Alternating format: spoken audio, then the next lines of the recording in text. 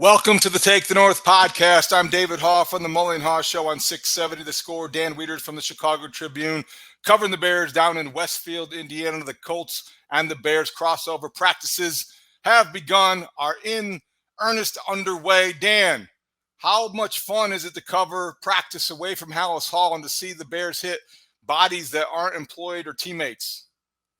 Great change of pace, David. I'm coming to you from an undisclosed location here in your home state of Indiana, not far from where the Bears are practicing against the Colts at the Grand Park Sports Complex, which first and foremost is an impressive facility. That was my first time in there, and to drive past 26 baseball diamonds on the way over to the, whatever it is, 28 football/soccer fields out there, and then they have those two fields devoted to Bears Colts practices was cool. And then you get a night, David, where the energy from the crowd, the energy from the nighttime start time, and then the energy from just two teams getting very, very excited about facing someone other than themselves was palpable. And it got the juices flowing. And it was just a night that I think everyone, reporters, players, coaches, fans, everyone involved was like, okay, cool. This is a different change of pace at this time of the summer.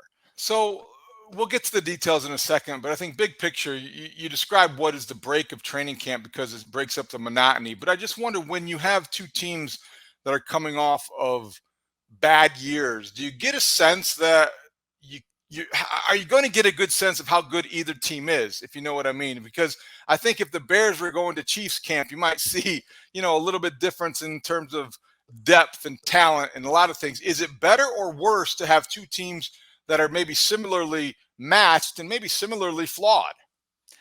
I like it at this stage for the Bears because I do think it's an accurate measuring stick. I think both these teams are sort of on that 6 or 7 win fence for the upcoming season. And so you feel like you're in a fair fight. You feel like you are in an even matchup. And then you just hope that as you go through some of these competitive periods in 1-on-1 and 7-on-7 and 11-on-11, that you wind up on the winning end more often than you don't, right? And then that tells you should be matching up favorably with a team of this magnitude. Look, like I can't emphasize enough how much that competitive edge was there for the full 2 hours on Wednesday night. And look, we'll be back out there as we record this here on Thursday. We have another couple hours before we're right back at it. And it should be 2 really, really good nights, I think, for the coaching staff in the front office to compile a lot of tape and answer a lot of questions and see a lot of situations that they were able to kind of pre-plan and script and design in that will tell them a lot more about the football team. As you and I talked about the other day, we're less than 2 weeks from putting together that initial 53-man roster. So another comparison question: are the differences or the similarities between Anthony Richardson and Justin Fields as stark as you would expect them to be? Is it too premature to ask that question after one practice? Do you see things that remind one, that are reminiscent of each other because they have similar traits, similar qualities, and certainly both are young franchise quarterbacks? I just wonder because Justin Fields entering year 3 has the experience of being a starter. Anthony Richardson handed the keys early on. Just wonder what your point of comparison would be and how you would describe it. Yeah, so full disclosure, I can't give you a comprehensive, well-informed opinion on that because they're practicing on adjacent fields back to back. And so I spent most of my Wednesday night with the Bears offense, watching them go against the Colts defense. And so the Colts offense going against the Bears defense, my colleague Colleen Kane was able to give me some insight on that, talking to some Colts reporters. They were able to give me some insight on that. And then at the last, probably about the last 35 minutes of practice, they were all on one field and doing some of the team stuff. What I saw from Anthony Richardson last night was confirmed by some of the Colts reporters, and who said that this was one of his roughest outings of training camp to date. You just see a rookie trying to process what he's seeing, in what, week 6 of his development on the field with his full team. And so it takes a little bit of time to get that feel, to understand what you're looking at, to react, to then not only react, but then make good throws where they need to go. So you're seeing a rookie quarterback who has all the physical gifts in the world, as we're well documented in the pre-draft process, now getting a really, really, sobering reality check on what NFL football is like at this level, even against an opponent, as we mentioned, that isn't going to be a top tier opponent.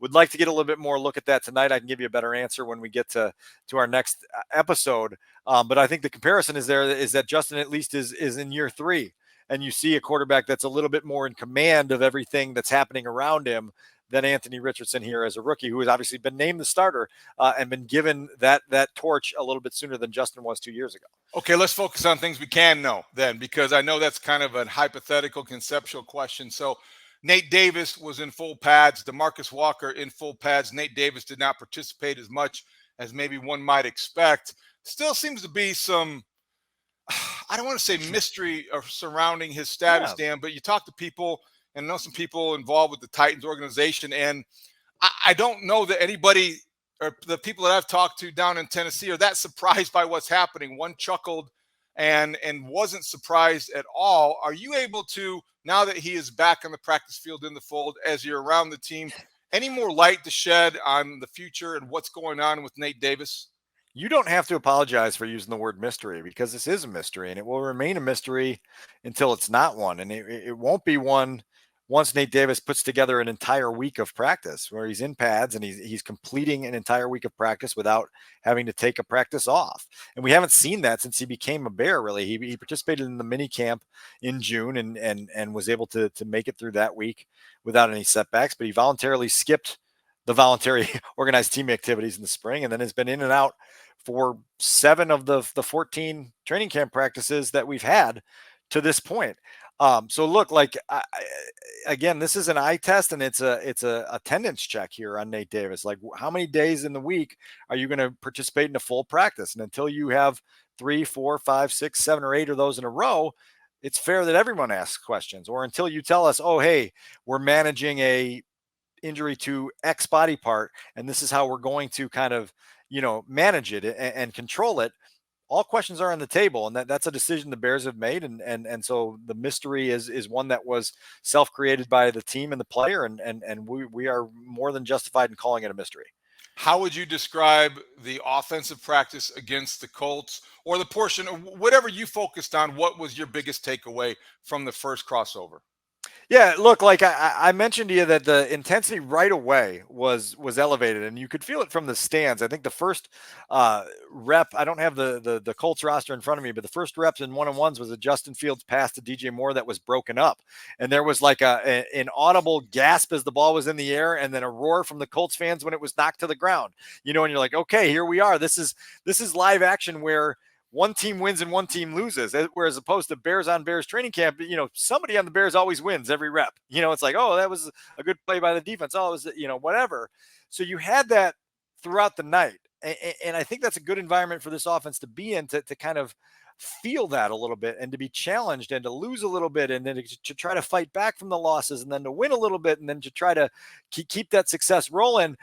I mentioned to you on the Mully and Haugh show earlier Thursday morning that the most impressive part of practice for Justin Fields was a 7-on-7 period where he went boom, boom, boom, 6 for 6. And it was 6 for 6 in a very command-worthy, efficient, decisive way. And this is against an opposing defense. Now, look, 7-on-7 is 7-on-7. You have no fear of a pass rush. There's very little to deter your vision. It should be just read it and rip it. And Justin read it and ripped it. 6 straight reps, completion, 5 different targets. And you're like, okay, that's what it's supposed to look like. Well, then you get into the team drills a little bit. 2 interceptions, one of them a ricochet off Equanimous St. Brown's hands. And then one later in an 11-on-11 period where Justin, in a cluttered pocket, just tried to do too much and without a firm base underneath him, tried to heave one deep to Darnell Mooney, couldn't get enough on it. The safety who was in coverage there was able to react, kind of camp under it like a center fielder and make the interception. And as I told you, that's the type of mistake that if you're making that a month from now, Chicago is going to be on fire on Monday afternoon when everyone is talking, or Sunday afternoon or Monday morning, as is your case, just reacting to the poor decision, right? And those poor decisions can't be consistent. They can't be regular. And so you're still kind of riding the roller coaster with this first unit offense where you see some really, really nice flashes and then some mistakes where you go, man, that's going to be deadly when they start playing games that count. Well, here we are again, back to a place we have visited before, wondering about, for me, how wide the gap is between perception and reality. And I think it's so cool that we have technology that allows us to have, isolated situations at these practices where Justin Fields throws a dime and DJ Moore goes up and catches it with one hand and gets 2 Right. feet in bounds, and they slow it down and they put it to music, and all of a sudden the football fan inside all of us is like, I can see him doing that against the Packers. I can see that happening in September. And then that is an indelible feeling and image in your memory. That's perception. That's effective PR, if you will, propaganda even. And then I think that there's the other end of the spectrum where, maybe during the 2-minute drill, he didn't make so many good decisions and he's throwing the ball to the wrong guy and reading the wrong defender and this and that. And it's still somewhat unpolished and sloppy. And I wonder how wide the gap is, Dan. And that's why when, these preseason games are played, I do think that the Bears would be wasting opportunities for him to grow if they don't play Justin Fields at least, a quarter and a half to 2 quarters, because I don't think that they've removed I don't think they've earned the benefit of the doubt yet. And I think that these highlights from practices that get so kind of magnified leave sometimes a false impression. I'm not trying to puff our chests out here on this podcast, but you described this very well here, where sometimes it's unstoppable and sometimes it's unpolished, and there's a lot of both here throughout the 3 weeks of training camp that we've been a part of. You see these plays that DJ Moore are making are real plays. These are real plays that are going to be incredibly valuable to Justin Fields in this offense when the regular season begins, to be able to put a ball out there and watch your receiver go get it with one hand, and then show the body control and the field awareness to get both feet down. You're like, that's beautiful. That's stuff that is going to make highlight reels when the regular season starts. They're going to be talking about it on Sunday Countdown, and then you're going to be talking about the next night on Monday. And then there's these other plays where you're like, yeah, that's super unpolished. And it's why this Bears offense is a bottom 4 offense that's trying to become, maybe a top 20 offense in 2023. If you set the bar right, you should be able to see market progress and growth in the right direction, from now until the regular season, and then in the first month of the regular season, and then the second month of the regular season. The problem here, David, is everybody in the outside world seems to want to have a conclusion drawn and then basically find the evidence that supports their pre-drawn conclusion rather than letting this thing evolve and play out and unfold. And I think that's probably what bothers me more than anything, is every time I come out to one of these things, they because of my job, they hand me a lanyard that gives me access to watch these practices. And my job is to tell you everything that happens objectively, unvarnished, good, bad, the ugly, the beautiful, the everything in between. And so I think when you take that full picture view of it, you understand it's still bumpy, and that all these things are true. There's good days, there's bad days, there's good periods, there's bad periods. And this Bears offense is just nowhere near this machine and this juggernaut that social media would want you to believe because of the concocted and Hollywood style clips that you get to watch. Right. And we're pointing this out not to be contrarians. And we're pointing this out not to just because you don't believe that Justin Fields can't become a bona fide NFL star or Pro Bowl quarterback. I think I'm pointing this out. You're pointing this out because it just underscores the need for patience and letting him develop, because we have both seen, whether it's in Chicago or throughout the NFL, noise can be a factor, and it can create distractions, and the weight of expectations can crush a quarterback, a running back, a defensive pass rusher, whatever the case is. And I would hate to see that happen to Justin Fields, because what's happening to me is that gap I talked about between perception and reality is creating some unrealistic expectations heading into year 3. I still believe the passing game can be effective, but I also believe in the same breath, it's probably one of the top 3 weaknesses on this team.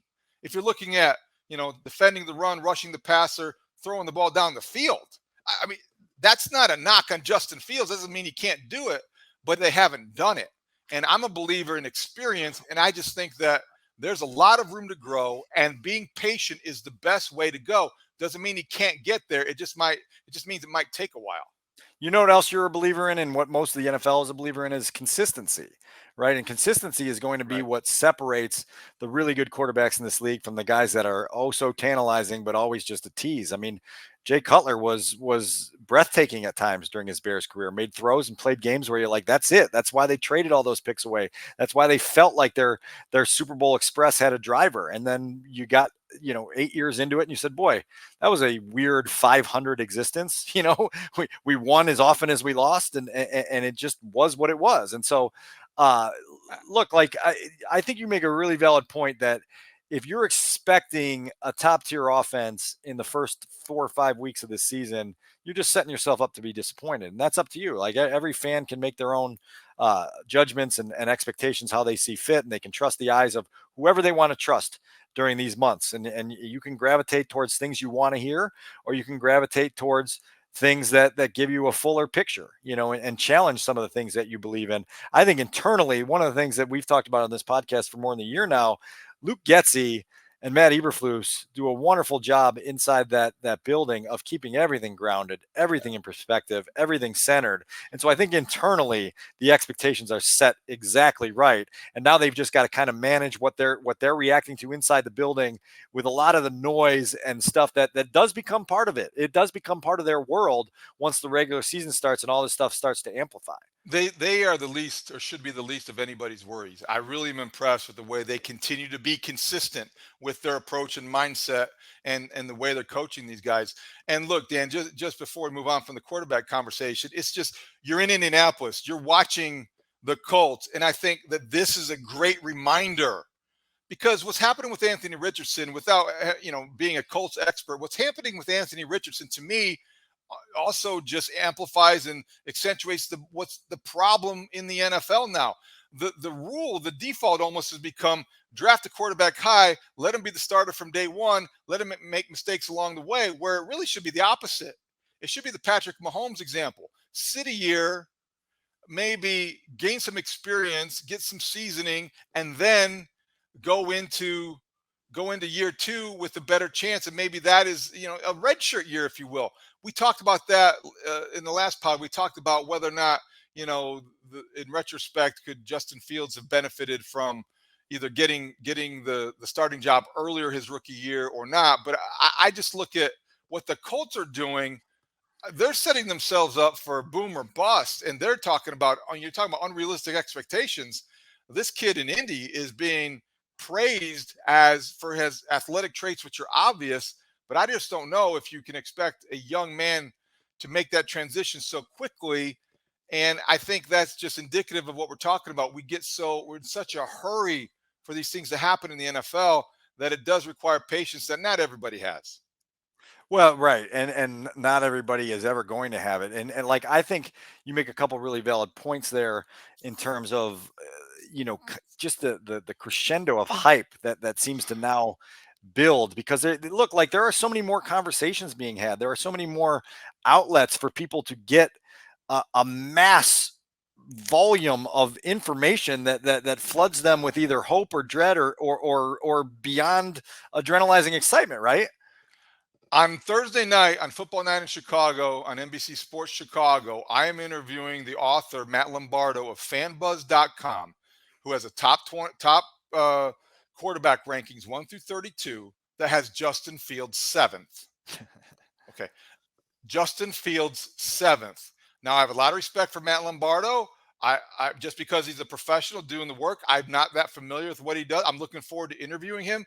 But Dan, are you telling me that Justin Fields is the 7th best quarterback in the NFL before he has started his third year? I think this is in line with what you're talking about, this crescendo of hype. That's a great way to put it. That would be a name of a great band. The crescendo of hype is what happens to every young quarterback in every NFL city, desperate for him to succeed. So yeah, the desperation is kind of the driving force of a lot of this, and it certainly is in Chicago, because every time that we reboot at the quarterback position, the fan base in the city gets more desperate to find their forever guy, and then they crown him with nicknames like H1M, and allow him to be coronated before he's passed the checkpoints that are there. To your previous point, like the Bears are going to run into a quarterback in week 1, 3.5 weeks from now, who will be a first year starter in Green Bay, who will be in year 4 as a quarterback, right? And so you now have this situation with Jordan Love, where you're going to see this. Does that behind the scenes seasoning allow you to be a little bit more grounded? Does it allow you to be a little more steady? Does it allow you to get over the bumps a little bit quicker than a first year quarterback would, who has no experience as a backup or no experience as a starter? Indianapolis with Anthony Richardson, Jim Bob Cooter is the offensive coordinator here, and he's going to have to try to probably emulate a little bit of what Luke Getsy did, which is spend a little bit of time in the early going of the regular season, seeing what your quarterback can do and what he can't do. And then we talked all last year about that mini buy adjustment that Luke Getsy made. And I remember talking to Luke Getsy at the end of the year in just trying to gauge the value of what that was when they changed things up in October and they allowed Justin to use his gifts as a runner a little bit more readily, and it just created a little bit of a success breakthrough. And the success breakthrough created some calm for Justin, and it created excitement in the fan base, and it provided a little bit more of a cushion, and some guardrails around some of the crashes that went on, both before that hot 21-day surge that we talk about and after. And so, like, you've got to manage that as an organization. You've got to manage that as a coaching staff. It's going to be interesting to see how the Colts do it. With the Bears, like, it's just fascinating to me that there's just so much out there to give you the hook, and the bait, and to bite on and believe that Justin is already a top 10 quarterback. I did a piece around combine time where I talked to a bunch of NFL sources who gave the full book on Justin Fields. I read it last week just to see how much of it is held up. Read it again. There's a lot in there from people in the league that tell you this is breathtaking. This is a major concern area. And we've got to keep an eye on these things as his development goes on. Mike Sando, I keep hearkening back to the 50 source quarterback tiers project he did. These are people in the league, 50 of them, David, more than 4 dozen, that tell you who Justin is. And they tell you that he's the 21st best quarterback in the NFL right now. You can ignore that if you want. If you see a top 10 list from some guy that makes you feel drunk with excitement and has Justin Fields 7th or 8th or 6th, and you say, man, I saw what he did for my fantasy team last year. Cool. The rest of the league thinks he's the 21st best quarterback with a chance to maybe climb into the top dozen if all goes well in 2023. And that's not an insult. That's not. an evaluation. It's reality. It's an evaluation. And you know what? These athletes can take it. They can take it better than the people that adore them sometimes. All right, let's churn through some of the roster things and also some of the practice details. Tell me about the trash talking. Who was the loudest Bear, and how close did they come to fisticuffs? Look, this Bears secondary likes to talk. They like to talk now. Eddie Jackson has been one of the louder voices since camp began. Jaquan Brisker, who's not even practicing down here, is making himself heard. He is talking quite a bit. He's walking out into the field after team periods and letting the Colts know what they did wrong. Tyreek Stevenson has certainly joined that fraternity and is more than competitive enough to let that edge out and fearless enough to, as a rookie, to play with that tenacity. There was a lot of it. I think the defensive backfields on both teams last night, David, were really chirping a lot. I think on Thursday night that might lead to some greater intensity and greater potential for some melees. You almost expect one every time two teams get together for a crossover practice. You almost expect one dust up to flare up and see what you're testing on. But I loved it on Wednesday night because it just felt like we play months and months of this controlled environment football, which doesn't allow guys to be violent and nasty and loud and aggressive. And on Wednesday night at the Grand Park Sports Complex, it was violent and nasty and aggressive and loud. And it was a fun environment. And I hope for more on Thursday as well. Did you get a glimpse of Yannick Ngakoue? Is he somebody that you think makes an immediate impression? Anybody else on that defense have a good practice? DeMarcus Walker in action for the first time since August 1st.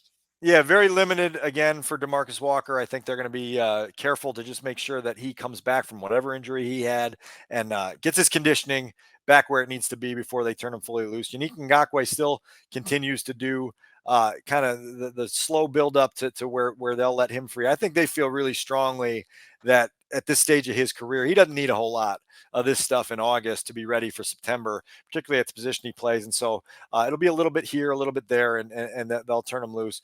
Look, I'll give you a name, Micah Baskerville, who made a leaping interception at the end of practice in the end zone in 2s versus 2s in a Colts 2-minute drill. He had a couple interceptions in a practice a week ago at Hallis Hall. And it's just one of these guys it's just an undrafted rookie out of the SEC, played at LSU, has some of that pedigree. And it's just, you look for guys at this time of year who keep convincing the coaches in the front office to take a longer look. He's going to get another opportunity in a game on Saturday night at Lucas Oil Stadium. And every time you see a flash, you write it down in your notebook and say, make note of that flash. And this is the type of guy that could stick, at the very least, get a practice squad spot and be there when you need him. If this keeps up, the media is really going to hound Baskerville, I think. So other than that, on defense, on offense, it sounds like Velus Jones had a pretty good practice, and I think he needed one. Certainly needs one. He certainly needs to have his own confidence high. He needs to have the confidence of his quarterbacks and his coaching staff and his special teams coordinator high.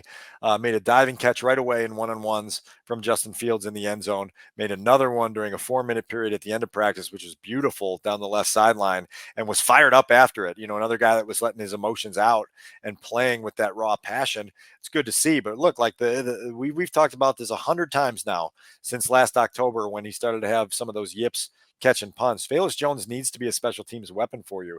And every time he loses your trust as a special teams weapon, his value to the team goes down. You got to earn it back little by little. I think we all realize he's going to have a minimal role as a receiver in this offense, and he better have his most impact for this team on special teams as a return man.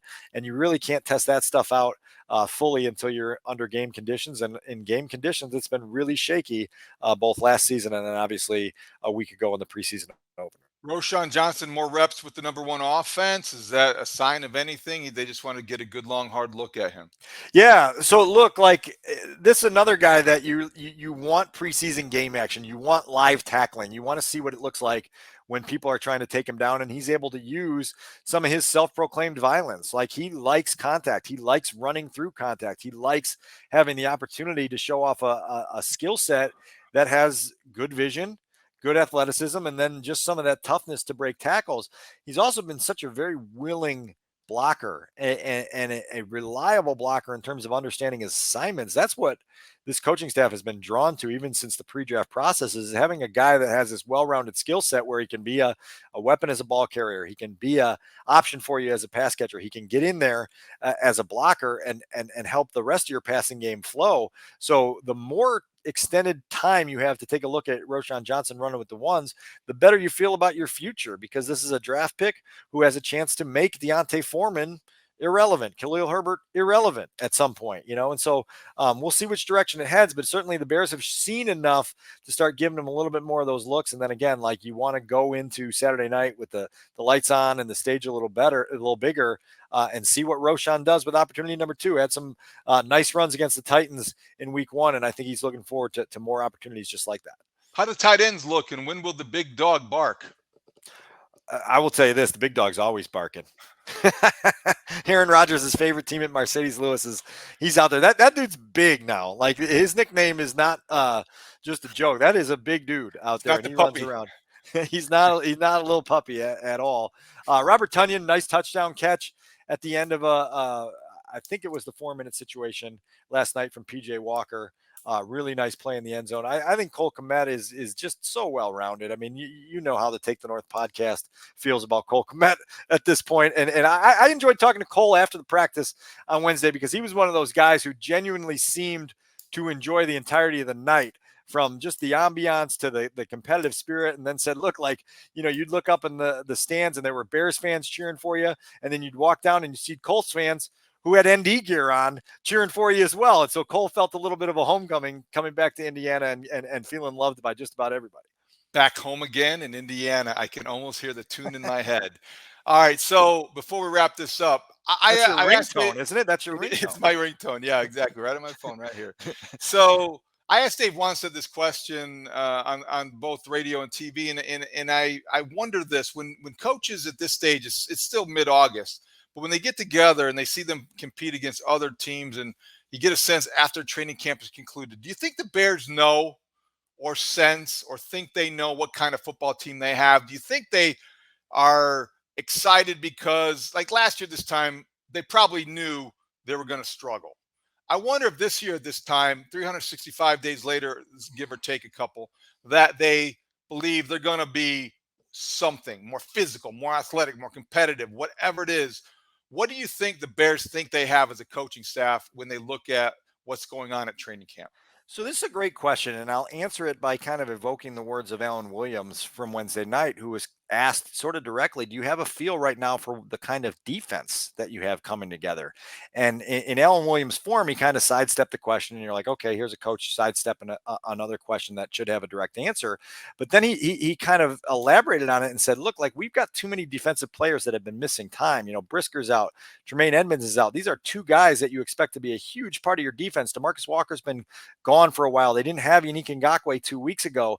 And so his point was like, I still am waiting to see the gel, and I want the full gel to be able to make a judgment on what kind of team we have. And I would apply that to the offensive side of the ball as well, because at full strength, I think they have a premonition of the kind of competitive, first unit they have on both sides of the ball.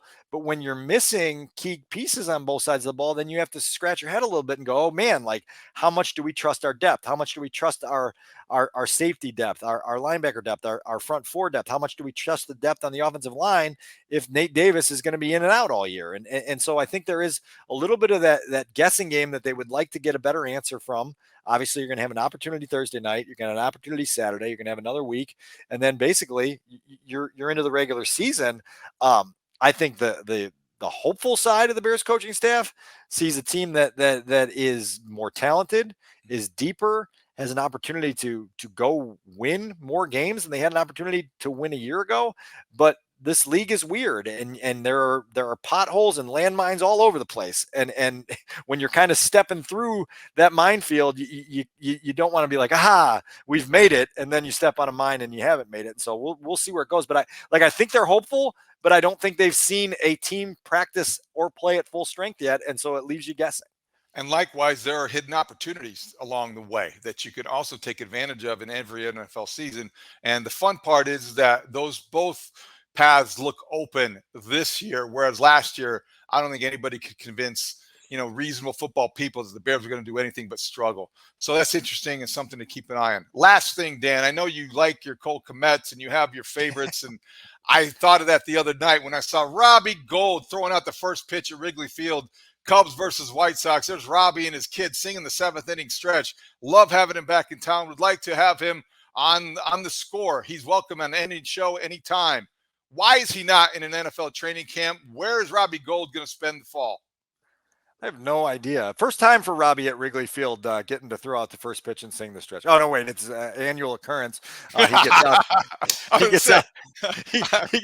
I get the texts every year he does it from our good friend Zach Zaidman, who loves to see Robbie in the building, and so that one popped through the other night, and it was like, oh, Robbie's back at Wrigley. Robbie's got a parking spot at Clark Madison. I think he might. I don't know. I don't know where he's headed. I know like he has some decisions to make. I know that he has talked about the want to be closer to home, to not miss as much of his son's world as you start to as they get older and you're away a lot. I can understand that. You would figure somewhere along the line someone's going to run into some kicking issues and give him a call, and then he's got the opportunity to be selective and figure out what he wants to accept and what he doesn't. Certainly a guy who showed last year that he still got it, and he still got it in the clutch, and teams would be wise to have him on their roster if they're in desperate need of a kicker. Dallas Cowboys. And Robbie will have to make decisions as he goes. It's definitely a good question. And yeah, we'll see if Robbie will ever come. Yeah, let's get him on the podcast. Let's get him on the pod. I think that's a good goal for the next couple of weeks before the season starts, maybe, and he's in a different area code. So we'll keep an eye on Robbie Gould's future, and we'll keep an eye on the Bears and Colts and the crossover, the Saturday night's game, and anything that happens. We'll be here for Take the North. Anything else, Dan, before we get out of here? Yeah, two last things. I was able to have lunch here today with good friend Rich Campbell in Carmel, Indiana. So that was good to see Rich. And one of the things we talked about, because he had a lot of questions about the state of the Bears, was how the September schedule sets up. And you've got Packers, Bucks, Chiefs. And I think by the time we leave Arrowhead on that Sunday night in late September, to the conversation that you and I were having earlier about Justin Fields and the offense, I think that's a pretty good 3-game test against 3 very different defensive approaches, and 3, they may have to play a pinball game in Kansas City to keep up with the Chiefs. And so those will be 3 opportunities to really see where this goes.